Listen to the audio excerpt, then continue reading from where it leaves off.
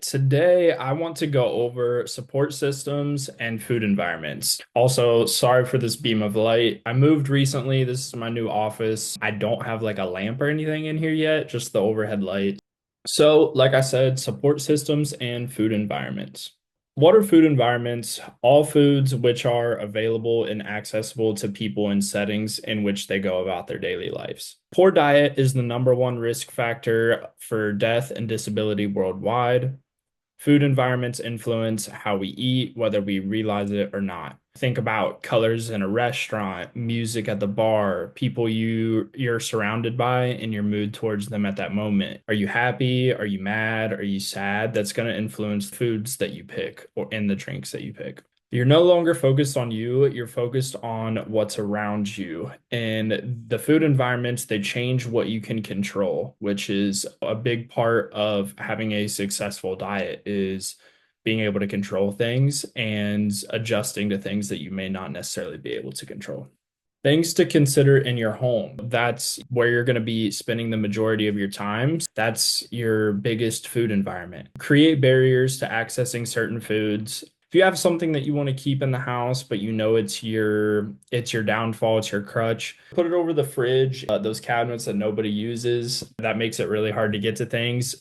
And it doesn't necessarily have to be that, but it could just be in your pantry, your shelves, whatever, having your healthier stuff in the front, having your not so healthy stuff or your processed stuff in the back. It makes it a lot easier to, whenever you're looking for something quick, you see, oh, the healthy option first, you go for that rather than moving everything out of the way, reaching in the back and grabbing the other thing. Also consider buying variations of foods you're less likely to overconsume. So if there's something that you know that you're going to overconsume, just try to not even buy it if you know it's your crutch. Temporary absences may be necessary, not because foods are necessarily bad. They may just not support you at this time in your journey. And I think that's very important for you to understand. There's not necessarily bad foods or foods that you can't have, but you look at something that may be super high calories and it's not going to get you to your protein, it's not going to help you on your fat loss journey,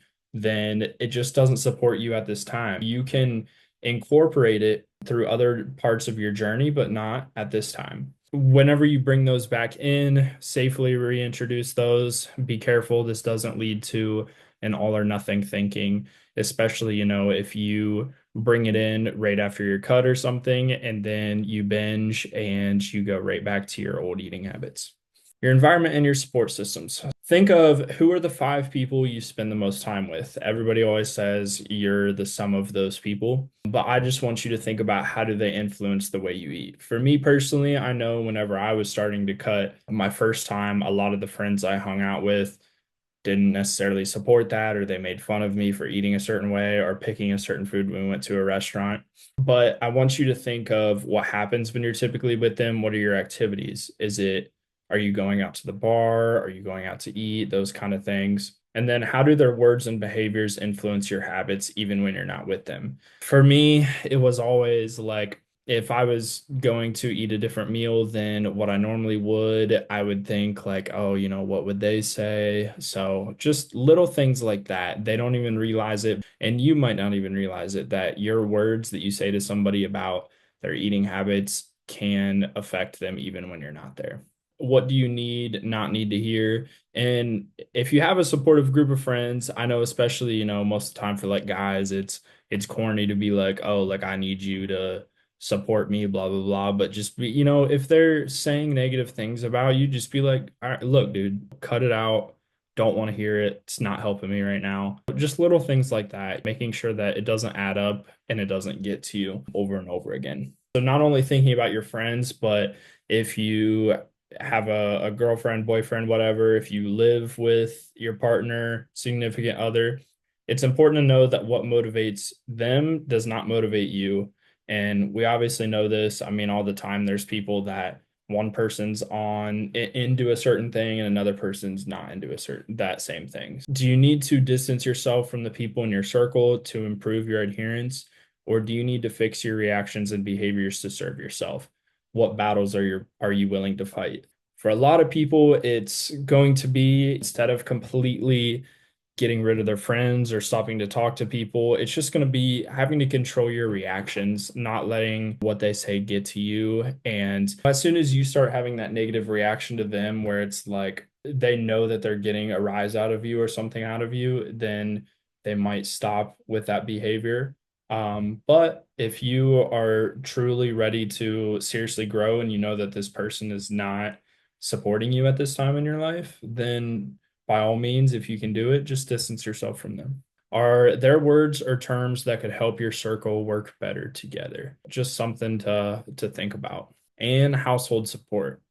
How does your household support the goal with grocery shopping, meal prep, expectations with mealtime, trigger foods, snack dessert buying, easily accessible foods? I know it's a lot to unravel there, but just little things to think about. If you're with your significant other or something and they always expect dessert after dinner, that might be something that is going to be difficult for you. Or if they constantly are wanting fast food, want to go out to eat, I see it all the times. People have a little skinny partner that wants to go out to eat all the time and they don't gain weight like the rest of us. Just things to think about in that aspects. Little parts in your life, taking control of them, noticing them, that's where we're going to make the big long-term changes.